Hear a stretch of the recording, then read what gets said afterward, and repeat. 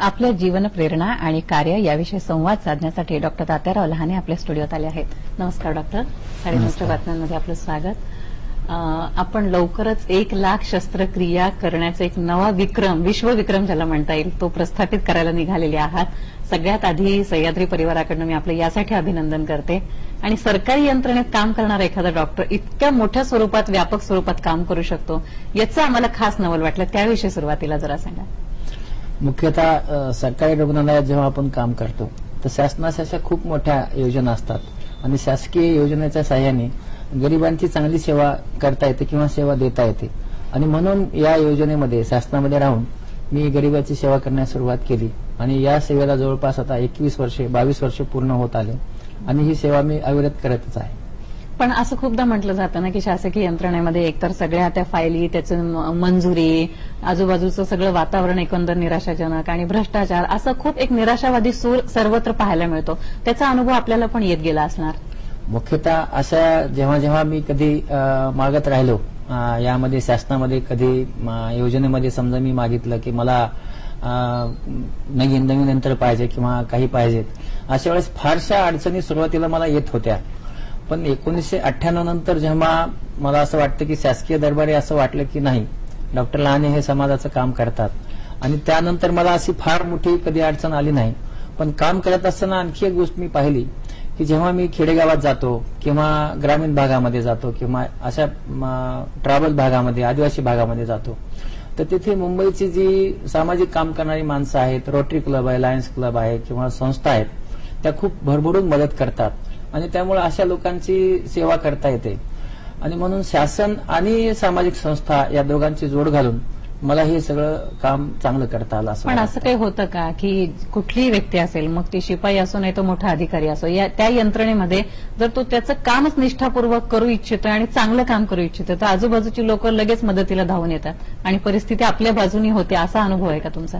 नाही, तसा माझा नक्कीच अनुभव नाही. जेव्हा आपण काम करायला सुरू करतो तेव्हा प्रथमतः हे घरीच जात नाहीत, मग इतकं काम का करतात, इथपासून सर्व पाहिलं जातं. त्यानंतर मग जेव्हा हे काम चांगलं आहे, लोकांसाठी केलं जातं असं माहीत झाल्यानंतर मग एक शिलेदार मिळतात. माझं उदाहरण घ्यायचं झालं तर जेव्हा मी जे मध्ये जॉईन झालो तेव्हा सर्व रुग्ण असतील तरी 2 वाजता विभाग बंद व्हायचा किंवा 10:30 पर्यंतच त्याचं रजिस्ट्रेशन चालू असायचं. आज हा विभाग 6 पर्यंत चालतो. म्हणजे 67 लोक त्यांची स्वतःची काम करत करत 2 वाजता संपणारी त्यांची वेळ ते 6 पर्यंत चालवतात. पण अशी मला असं वाटतं की चांगलं काम असेल तर हळूहळू माणसं मिळत जातात आणि समाजाची सेवा करणं शक्य होतं. पण हे करण्यासाठी मात्र एक निश्चित आहे, कष्ट खूप करावे लागतात, समजावून सांगावं लागतं. आणि आपण चांगलंच काम करतोय असं जर माहिती झालं, 80% माणसं ही आपल्या बरोबर येतात. 20% जी माणसं असतात ज्यांना काम करायचं नसतं त्यांना समजावून सांगणं थोडं कठीण जातं. पण हळूहळू तेवढ्यांना सोडून वगळून आपण चांगलं काम करू शकतो, असा माझा अनुभव आहे. असं ऐकण्यात आहे की तुमच्याकडे सरकारी याच्यामध्ये हॉस्पिटलमध्ये येऊन अनेक मोठी लोक, मग राजकारणी असतील, उद्योगपती असतील, सिनियर IAS IPS ऑफिसर असतील, की जे तिथे येतात आणि ऑपरेशन करून घेतात. म्हणजे एक ट्रेंड एकीकडे असा आहे की मोठे रुग्णालय किंवा परदेशात जाऊन ऑपरेशन करणं, असं एकीकडे असताना सरकारी हॉस्पिटलमध्ये पण कोण कोण तुमच्याकडे ऑपरेट करणं? मुख्यतः त्यातलं एक अतिशय चांगलं उदाहरण आहे की माझे सर ND पाटील सर जेव्हा माझ्याकडे ऑपरेशनला आले तेव्हा त्यांनी मला सांगितलं की मी तुझ्याकडे का आलो.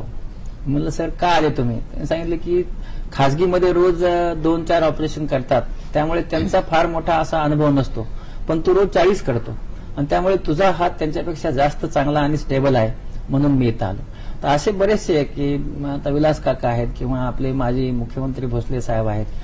ही अशी सगळी सर्व क्षेत्रातली मंडळी, म्हणजे नाटकातली सर्व मच्छिंद्र कांबळे साहेब आहेत किंवा ह्या सगळ्या लोकांच्या जेव्हा शस्त्रक्रिया मी केल्या किंवा पिचड साहेब आहेत, आणि त्या सगळ्यांना मी दृष्टी देऊ शकलो. आणि म्हणून आज जेव्हा जेव्हा अडचणीचा निर्माण होतो, शस्त्रक्रिया गुंता निर्माण होतो, ही सर्व मंडळी मग जे मध्ये येतात. आज सगळी यंत्रसामुग्री आमच्याकडे आहे, नवीन प्रकारचे मशीन्स आम्ही घेतलेले आहेत आणि म्हणून आम्ही चांगली सेवा, निकोप जसं की पंचतारांकित रुग्णालयामध्ये चांगली सेवा दिली जाते तशीच सेवा आम्ही जे रुग्णालयामध्ये आम्ही हे रुग्णालय खाजगीप्रमाणेच इतरांना सेवा देतो आणि म्हणून ही सगळी मंडळी येत असावी असं मला वाटतं. पण डॉक्टर तुमच्या हाताला एवढं यश आहे, मग असं कधी वाटलं नाही का की आपण प्रायव्हेट हॉस्पिटलमध्ये जाऊन लाखो रुपये कमवावेत किंवा स्वतःचं एखादं हॉस्पिटल टाकावं, असं काही घडलं नाही का? मुख्यतः तसं म्हणजे 1991ला मी असं ठरवलं होतं की खाजगी रुग्णालय टाकायचं. माझ्या दोन्ही किडनी जेव्हा निकामी झाल्या तर तेव्हा मी मुंबईला आल्यानंतर डायलिसिस करून रुग्णांची सेवा करत होतो. पुढे चालून माझ्या आईने मला किडनी दिल्यानंतर 1994ला मी असं ठरवलं की माझा हा पूर्वीचा जन्म संपलेला आहे आणि हा नवीन जन्म आहे. तर या जन्मामध्ये जे काही गरीब लोक आहेत, ज्या भागातून मी आलो त्या अशा भागातल्या गरीब लोकांना असं वाटतं की चांगल्यात चांगली शस्त्रक्रिया करावी. मग आपल्या हातामध्ये हे कसब आहे, या कसबाने जास्तीत जास्त गरीब लोकांपर्यंत आपण जावं. आणि मग मी असाच माझा जन्म गरिबीतच आहे तर कमवून काय विशेष करणार नाही आणि म्हणून गरिबाची सेवा करण्याचं असं 94मध्ये मी ठरवलं आणि मग तिथून पुढे मी हळूहळू ती सेवा करतच राहिलो. आता 2 गोष्टीचा उल्लेख तुम्ही केला, एक तर गरिबी आणि खेडेगाव. खेडेगावातनं मोठ्या शहरात जेव्हा येतात तेव्हा सुरुवातीच्या काळामध्ये खूप मोठा एक न्यूनगंड असतो आणि परिस्थिती सगळ्या ठिकाणी नाणं वाजवून दाखवावं लागतं की हे कणकणीत आहे, मग प्रवेश मिळतो. असा अनुभव आपल्या बाबतीत कितपत आला आणि गरिबीने किती नाडलं? मुख्यतः म्हणजे जेव्हा मी इथे गरिबीने तर शिक्षणाच्या काळामध्ये खूप नाडलं. जेव्हा मी MBBS PUC फर्स्ट इयर करत होतो तेव्हा पुढे शिकू शकणार नाही असं नेहमी वाटायचं, किंवा दुष्काळामध्ये 72च्या मी काम केलं किंवा कमवा शिका योजनेमध्ये काम केलं. पण नेहमी अशी उमेद वाटायची की समजा शिकलो नाही तर याच्या पुढे काय, म्हणजे पुढे काय भविष्य नव्हतं आणि म्हणून शिकावं हे एकच त्याच्यातलं ध्येय होतं. जेव्हा मुंबईत आलो तेव्हा प्रथमतः भाषा, की इथे समजा रुग्ण आला, त्यांनी फेटा घातलाय, कुंकू लावले किंवा काही झाले आणि त्यांना आपण असं म्हटलं की आपला काय त्रास होतो तर त्या रुग्णालाही असं वाटत असावं असं मला वाटतं की या डॉक्टरला काही येत नाही. मग त्याला जर आपण सांगितलं की आपको क्या तकलीफ आहे तर त्यांना असं वाटतं की ठीक आहे, हे डॉक्टर बहुतेक हुशार असावे.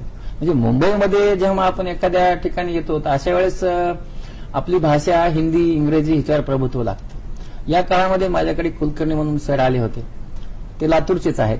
तर त्यांची मी शस्त्रक्रिया केली आणि ती जेव्हा केली मी शस्त्रक्रिया तर तेव्हा म्हणाले डॉक्टर तुमचा हात खूप चांगला आहे पण तुम्हाला थोडंसं मुंबईमध्ये चांगलं बोलायला शिकावं लागेल. आणि त्यांनी मला रोज संध्याकाळी 5 ते 7 अशी ट्युशन्स लावली आणि मुंबईची जी वॉकिंग टॉकिंग आपण असं म्हणतो ती भाषा शिकवली. आणि म्हणून जेव्हा जेव्हा आता रुग्ण माझ्याकडे येतात तेव्हा मी त्यांना हिंदीत बोलतो आणि पुढे रुग्ण जेव्हा मराठीत बोलेल तेव्हा ती मराठीत बोलायला लागतो. आणि त्यामुळे मग आता सर्वच प्रकारचे म्हणजे गुजराती स्पीकिंग आहे किंवा मराठी बोलणारे, हिंदी बोलणारे हे सगळं रुग्ण माझ्याकडे येतात. पण सुरुवातीच्या काळामध्ये मग बराचसा त्रास झाला की यांना मायक्रोस्कोप धरता येत नाही किंवा नवीन टेक्नॉलॉजी येत नाही. आणि मग पुढे जे यंत्र निघालं फेको इमल्सिफिकेशन नावाचं, आपण ज्याला लेसर म्हणतो, ते फेको आहे, याच्या डाव्या हाताने कट करावं लागतं. तर मी शेतामध्ये नांगर हाणला त्यामुळे या हातात सगळी ताकद आहे कारण नांगर याने दाबावं लागतं आणि म्हणून मग हा जो मी कट करतो मोतीबिंदू तर डाव्याने कट करतायत आणि त्यामुळे मग या तंत्राचा मला असा फायदा झाला शेतीमध्ये काम केल्याचा आणि त्यामुळे मी यशस्वी होत गेलो आणि त्या शस्त्रक्रिया करत राहिलो आणि त्या करतच राहिलो.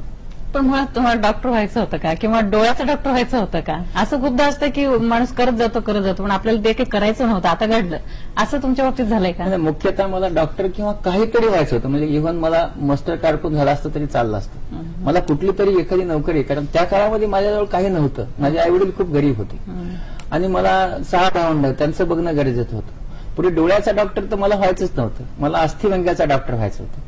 पण अस्थिव्यंगाचं जेव्हा व्हायला गेलो माझा नंबरमध्ये मला मार्क्स कमी होते आणि त्याच्यानंतर मग मला तिथे हे मिळत नव्हतं, म्हणजे पैसे मिळत नव्हते आणि म्हणून मग मी ते डोळ्याचं केलं कारण तिथे मला स्टायपेंड मिळत होता आणि त्यामध्ये मला डोळ्याचं करावं लागलं. डॉक्टर, आपल्याकडे वेळ थोडा आहे पण मला जाणून घ्यायचंय की एवढे हजारोनी शेकडोनी ऑपरेशन्स तुम्ही केले, त्यातले काही संस्मरणीय प्रसंग 1-2 असतील तुमच्या आठवणीत? मुख्यतः असा प्रसंग आहे की माझ्याकडे सविता जाधव म्हणून जेव्हा मी मंचरला शस्त्रक्रिया करत होतो, ती बहिरी आणि आंधळी मुलगी आणि तिच्या हृदयामध्ये झडपा काम करत नव्हत्या आणि तिला 4-5 रुग्णालयामध्ये शस्त्रक्रिया केली नव्हती. मग इथं शस्त्रक्रिया कशी करायची, म्हणजे भूल तज्ञ मला सांगितलं की याला करणं शक्यच नाही आहे. तर मी त्या मुलीच्या डोक्यावरून हात फिरवला आणि तिला सांगितलं की ठीक आहे मी करतो, पण ही भाषा तिला कशी कळावी मला माहिती नाही आणि मी शस्त्रक्रिया केली आणि तिला दुसऱ्या दिवशी दिसायला लागलं. तसंच आनंदवनामध्ये मी जवळपास 1211 महारोग्यांची शस्त्रक्रिया केली आणि त्याच्यामध्ये एकाही रुग्णाला गुंता निर्माण झाला नाही. तर हे मला असं वाटतं की ह्या काही गोष्टी अशा आहेत की ज्यामध्ये मी रुग्णांना काही चांगलं देऊ शकलो आणि ते माझे चांगले क्षण पण आहेत. त्यातनं एक सॅटिस्फॅक्शन, जॉब सॅटिस्फॅक्शन ज्याला म्हणता येईल, कामातला आणि सामाजिक बांधिलकीचा आनंद घेतला. आता मगाशी बोलताना तुम्ही असं म्हणालात की माझ्या दोन्ही किडनीज फेल झाल्या होत्या आणि आईने मला किडनी दिली, पुनरुज्जीवन झालं माझं आणि नव्याने मी उमेदीने कामाला लागलो. म्हणजे एकाच आईने तुम्हाला एकाच जन्मात दोनदा जन्म दिला, असं घडलेलं आहे आपल्या बाबतीमध्ये. कदाचित आई घरी मुलाखत तुमची बघत असेल, आता या क्षणी आईशी काय बोलावं असं वाटतं? मुख्यतः तर आई माझे आदर्श आहे, तिच्याकडून मी काम करायला शिकलो. आणि दुसरी गोष्ट अशी आहे की आईचा मला खूप अभिमान आहे. कारण जेव्हा माझी शस्त्रक्रिया झाली तर तिला जास्त कापावं लागतं. ऑपरेशन शस्त्रक्रिया मोठी असते, माझी लहान असते. तर तिसऱ्या दिवशी ती मला बघायला आली की माझं बाळ कसं आहे म्हणून. तिने तिच्या स्वतःच्या जखमेचा विचार नाही केला आणि म्हणून मला ती फार प्रिय आहे. जसं आईला तुम्हाला तुमचा अभिमान तुम्हाला वाटतो, तसाच या क्षणी आईलाही असंच वाटत असणार आहे की असा पुत्र आपण जन्माला घातला, ज्याने एवढं मोठं काम उभं केलेलं आहे, निस्वार्थ भावनेने एवढी वर्ष सदोदित करत आहात. एका वाक्यात बोलायचं झालं तर शेवटी आता पुढे काय करणार? ह्याच्या पुढेच याच्यापुढे मी अशीच सेवा, जितके दिवस मला जन्म निसर्ग ठेवणार आहे तेवढे दिवस मी अशीच गरिबाची सेवा करत राहणार आहे. बाकी पुढे नवीन नवीन काही शोध वगैरे लावण्याचे प्रयत्न करणार आहे. बरेचसे अंध लोक आहेत, याच्यात काही करता येणं शक्य आहे का, याच्या पुढचं असं मी ठरवलेलं आहे. धन्यवाद डॉक्टर. हजारो ग्रामीण भागातल्या मुलांसाठी आपण एक प्रेरणा स्रोत आहात. खूपदा असं असतं की छोट्या गावात येणाऱ्या लोकांना भाषेची अडचण, न्यूनगंड खूप मोठ्या स्वरूपात असतो. आपल्या रूपाने त्यांच्यापर्यंत एक चांगला संदेश गेला असं आम्हाला वाटतं. 9:30च्या बातम्यात आलात. अनेक धन्यवाद.